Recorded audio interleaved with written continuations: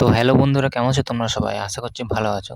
তো দেখো, আজকে আমরা ক্লাস 8 এর প্রথম পার্ট লেসন 1 বোঝাপড়া, লিখেছেন কে? কবি রবীন্দ্রনাথ ঠাকুর। এই কবিতাটা আজকে আমরা পড়ব। লাইন বাই লাইন পড়ব, ঠিক আছে? লাইন বাই লাইন ব্যাখ্যা করে কিন্তু আজকে আমরা পড়ব, ঠিক আছে? তাই কিন্তু তোমরা ভিডিওটা অবশ্যই শেষ অবধি দেখো, ঠিক আছে? কেউ স্কিপ করো না, ঠিক আছে? তো চলো শুরু করছি। দেখো আজকের লেসন। দেখো কি বলেছে, মনেরে আজ কহ যে ভালো মন্দ যাহাই আসুক সূত্রে লও সহজে, কেউ বা তোমায় ভালোবাসে কেউ বাসে না, কেউ বা বাঁচতে পারে না যে, কেউ বিকিয়ে আছে কেউ বা সিকি পয়সা ধারে না যে। দেখো এই লাইনটা মানে কি বলেছে, মনেরে আজ কহ যে ভালো মন্দ যাহাই আসুক সূত্রে এলো সহজে, মানে মনকে তুমি আজকে বলো যে ভালো মন্দ যাহাই আসুক সূত্রে এলো সহজে। কবি এই লাইনটা কেন বলেছেন? ভালো মন্দ, দেখো জীবনে ভালো কিছু হলে আমাদের জীবনে সবারই আনন্দ হয়, খুশি হয়, ঠিক আছে? কিন্তু কোনো কিছু মন্দ ঘটলে আমাদের মনটা কিন্তু খুশি হয় না, নিশ্চয়ই আমরা নিরাশ হয়ে যাই। তো সেটাই বলছি, এটা হচ্ছে জীবন। জীবনে ভালো মন্দ দুটোই উভয়ই আসতে পারে, কবি এটা বোঝাতে চেয়েছেন। তাই কবি বলেছেন যে মনকে আজ থেকে তুমি বলে যাও, মানে বোঝাও যে ভালো মন্দ যাহাই আসুক সত্যকে নিয়েই চলতে হবে, ঠিক আছে?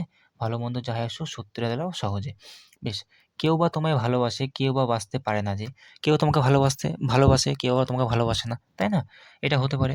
তারপর লাইনেও কি বলেছে, কেউ বা বাঁচতে পারে না যে, বেশ, কেউ বিকিয়ে আছে কেউ বা সিকি পয়সা ধারে না যে।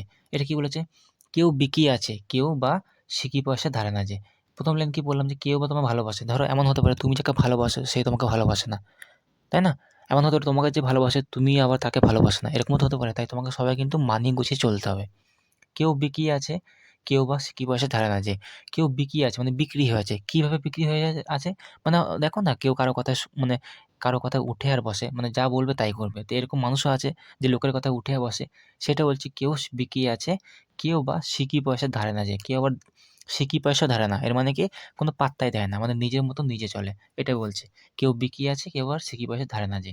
কতকটা যে স্বভাব তাদের কতকটা বা তোমারও ভাই, কতকটা এ ভবের গতি সবার তরে নহে সবাই, ঠিক আছে?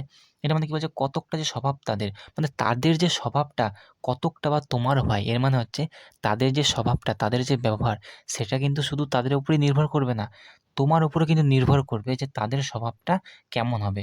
কতকটা ভবের গতিক সবার তরে নয় সবাই, আর কতকটা ভবের গতিক সবার তরে নয় সবাই। দেখো উপরে মনে হয় লাইনটা আসছে না, যাই হোক আমি বলে দিচ্ছি, সবার তরে নয় সবাই বলছে সবার মধ্যে তো সবাই সমান না, সবাই কি এক না।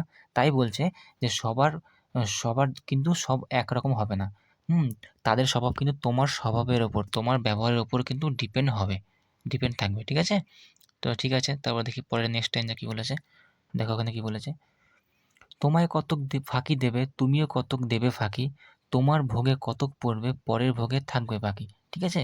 বলছে তোমায় কত ফাঁকি দেবে তুমিও কতক দেবে ভাবে। দেখো তুমি ধরো নিজের স্বার্থে ফাঁকি কেন দেবে লোককে? কোনো নিজের স্বার্থ অনুযায়ী, কোনো স্বার্থ পূরণ করার জন্যই। তো তোমার নিজের স্বার্থের জন্য হয়তো তুমি কাউকে ফাঁকি দেবে, কেউ আবার তাদের স্বার্থের জন্য তোমাকেও ফাঁকি দেবে, এটা হবে। তোমার ভোগে ভোগে কতক পড়বে পরের ভোগে থাকবে বাকি।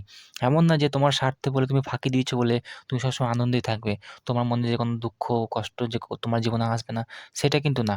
তোমার ভোগে কিন্তু যতটা পড়ার ততটা পড়বেই, এবং পরের ভোগে বাকিটা কিন্তু পড়বে, ঠিক আছে? মানে যার যেটা ভোগে লেখা আছে সেটা কিন্তু পড়বে।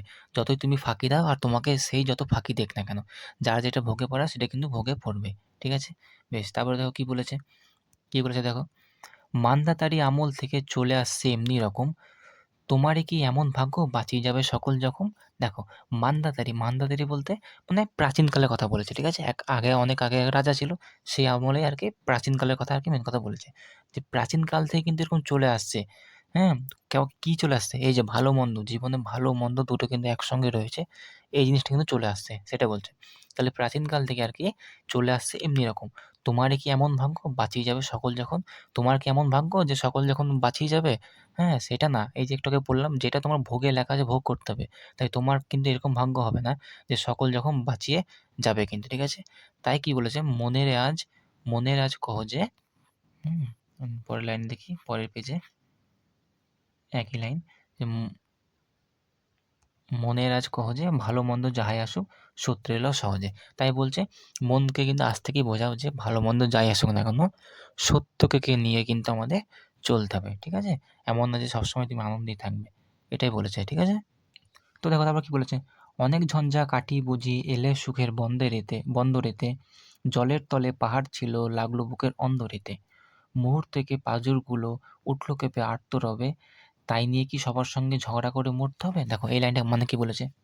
অনেক ঝঞ্ঝা কাটিয়ে বুঝি, ঝঞ্ঝা মানে অনেক ঝামেলা, ধরো অনেক কিছু বিপদ আপদ থেকে সব কাটিয়ে বুঝি এলে সুখের বন্দরেতে। আচ্ছা বন্দর, বন্দর কোথায়? হুম, ট্রেন দাঁড়ায় কোথায়? প্ল্যাটফর্মে ট্রেনের স্টেশন থাকে। আর বন্দর হচ্ছে কি জাহাজ, তাই না? জাহাজ থামে আরকি সমুদ্রের পাড়ে। সেখানে বন্দর থাকে। তাই এটা কিন্তু এই লাইনটা কিন্তু জাহাজের সঙ্গে তুলনা করেছে। দেখো, অনেক ঝঞ্ঝা কাটিয়ে বুঝি এলে সুখের বন্দরেতে। জলের তলে পাহাড় ছিল লাগলো বুকের অন্দরেতে। মানে অনেক বিপদ আপদ কাটিয়ে কেন, কেন বলেছে এটা? জাহাজ যখন মাঝ সমুদ্রে চলে তখন কত ঝড় বৃষ্টি, কত ঢেউ, কত রকমভাবে তারা কিন্তু সব সংগ্রাম করে কিন্তু বেঁচে তবে কিন্তু এই বন্দরেতে আসে পারে, তাই না? সেটাই বলছে, অনেক ঝঞ্ঝা কাটিয়ে বুঝি এলে সুখের বন্দরেতে। জলের তলে পাহাড় ছিল লাগলো বুকের অন্তরেতে। কিন্তু কি দেখছে? এই সুখের বন্দরেতে এসেই ওখানেই দেখছে জলের তলে পাহাড় ছিল। মানে সারা ঝঞ্ঝা কাটিয়ে যেখানে সেফ মনে করছে জাহাজ, সেখানে এসে দেখছে পাহাড় লাগলো এবং লাগলো কোথায়? বুকের অন্দরেতে। জলের পাহাড় ছিল, জলের তলে পাহাড় ছিল, সেটাই বুকের অন্দরেতে লাগলো। ঠিক আছে? ঠিক আছে? তারপরে দেখো পরের লাইন কি বলেছে? মুহূর্তকে পাঁজরগুলো উঠল কেঁপে আর্তরবে, তাই নিয়ে কি সবার সঙ্গে ঝগড়া করে মরতে হবে? তাহলে দেখো কি ভাববে? এত ঝঞ্ঝা কাটিয়ে এলো, কোনো কিছু হলো না। কিন্তু এখানে এসে এরকম লাগলো, তাহলে মুহূর্তের মধ্যে কি পাঁজরগুলো ভেঙে যাবে? আচ্ছা এই লাইনটা কেন বলছে? এই লাইনটা তুলনা এই জন্যই করেছে, কারণ অনেক আমরা কি অনেক মানুষকে বিশ্বাস করি, খুবই বিশ্বাস করি যে এ আমার সঙ্গে কখনো বদমাশি করবে না বা আমার সঙ্গে কখনো খারাপ ব্যবহার করবে না।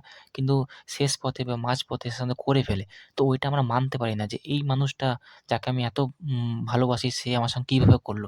তার জন্যই কিন্তু এটা বলছে। হুম? তখন কি হবে? মুহূর্তকে পাঁজরগুলো উঠলো কেঁপে আর্তরবে, পাঁজরগুলো তো ভেঙে যাবে সঙ্গে, সঙ্গে। যে এটা কি করে সম্ভব হলো? তাই জাহাজেরও এরকম হয়েছে যে সারা ঝঞ্ঝা কাটিয়ে এলো আর এই বন্দরেতে এসে এরকম বুকে আঘাত লাগলো পাথরের, পাহাড়ের। তাই না? তাই নিয়ে কি সবার সঙ্গে ঝগড়া করে মরতে হবে? তাই দেখো কি বলেছে? তোমার স্বাভাবিক খারাপ লাগবে। তোমার সঙ্গে যদি এরকম করে তাহলে খারাপ লাগবে। তাই না? তাই নিয়ে কি সবার সঙ্গে ঝগড়া করে মরতে হবে? যে তোমার সঙ্গে যে এরকম ক্ষতি করে দিয়েছে কোনো একটা মানুষ বা যাই হোক, হ্যাঁ? তার রাগটা কি আমার অন্য লোকের সঙ্গে দেখালে কি হবে? সবার সঙ্গে গোটা পরিবারের সঙ্গে দেখালে হবে কি? সেটা করলে হবে না। ঠিক আছে, তোমার সঙ্গে অন্যায় করেছে। যাই হোক সেটা মানতে হবে, কারণ এটাই পৃথিবী, এরকম চলে আসছে। তাই নিয়ে কি সবার সঙ্গে ঝগড়া করে মরতে হবে? করতে হবে না। ওরকম করা যাবে না। ঠিক আছে? তারপরে দেখো কি বলেছে? ভেসে থাকতে পারো যদি সেইটে সবার চেয়ে শ্রেয়, না পারো তো বিনা বাক্যে টুপ পড়িয়া ডুবে যেও। দেখো কি বলছে? ভেসে থাকতে পারো যদি, মানে জাহাজকে বলেছে যে তুমি যদি ভেসে থাকতে পারো ভালো।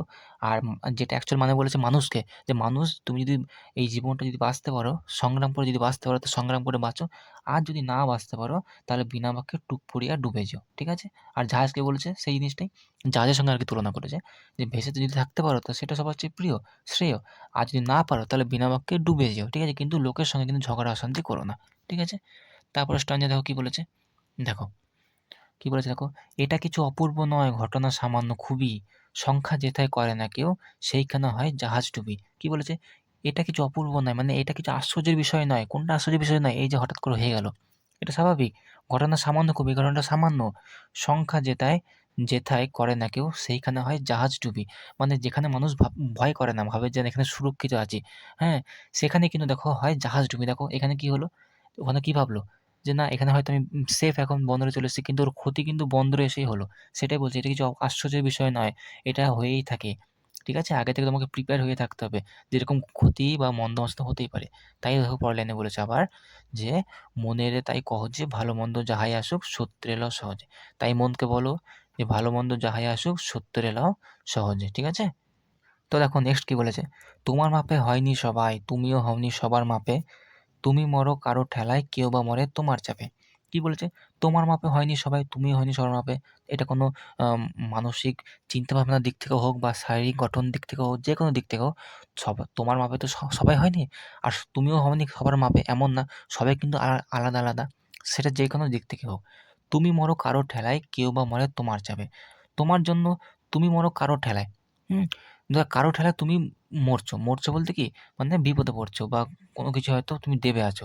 ধরো তোমার দিদি আছে। ধরো না দিদি আছে। তো দিদির কাছে তো তুমি নিশ্চয়ই ঠেলায় পড়বে। তাই না?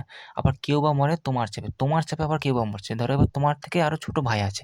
তো তুমি বড়, যেহেতু তোমার চাপে ধরো ভাইটা আবার তোমার চাপে পড়ছে। এইগুলো বলছে আরকি। মানে এগুলো কিন্তু পৃথিবীতে হয়েই থাকে। এগুলো নিয়ে বেশি ভাবলে হবে না, সেটাই বলছে। তুমি মরো কারো ঠেলায়, আবার কেউ বা মরে তোমার চাপে। ঠিক আছে? তারপর কি বলে দেখো? দেখো, তবু ভেবে দেখতে গেলে এসব কিসের এমনি কিসের টানাটানি, তেমন করে হাত বাড়ালে কি বলেছে পরের লাইনে দেখি, সুখ পাওয়া যায় অনেকখানি। তার মানে যে এরকম ভেবে দেখতে গেলে অনেক কিছুই, তাহলে তো ঝগড়া অশান্তি লেগে যাবে। তাই এত কিছু ভাবা যাবে না। যদি একে অপরে আমরা হাত দিয়ে থাকি, তাহলে অনেকখানি কিন্তু সুখ পাওয়া যাবে, একসঙ্গে মিলেমিশে থাকতে পারবো, সেটা বলছে। ঠিক আছে? তো দেখো, তো নেক্সট স্ট্যান্জা কি বলেছে, আকাশ তবু সুনীল থাকে মধুর থেকে ভোরের আলো, মরণ এলে হঠাৎ দেখি মরার চেয়ে বাঁচাই ভালো। তবু দেখো কি বলছে, যত এই মানুষের মধ্যে ঝগড়া অশান্তি থাকুক না কেন, প্রকৃতি কিন্তু প্রকৃতির মতোই আছে। ঠিক আছে? আকাশ তবু সুনীল রয়েছে, ঠিক আছে, মধুর থেকে ভোরের আলো, মরণ এলে হঠাৎ দেখি মরার চেয়ে বাঁচাই ভালো। দেখো এই লাইনটা কি বলেছে, মরণ এলে হঠাৎ দেখি মরার চেয়ে বাঁচাই ভালো। অনেক আমরা কি করি, অনেক আমরা রাগারাগি করে বা অনেক ঝগড়া অশান্তি করে মনে হয় যে এই মরণটা এলে মনে হয় আমার ভালো হয়।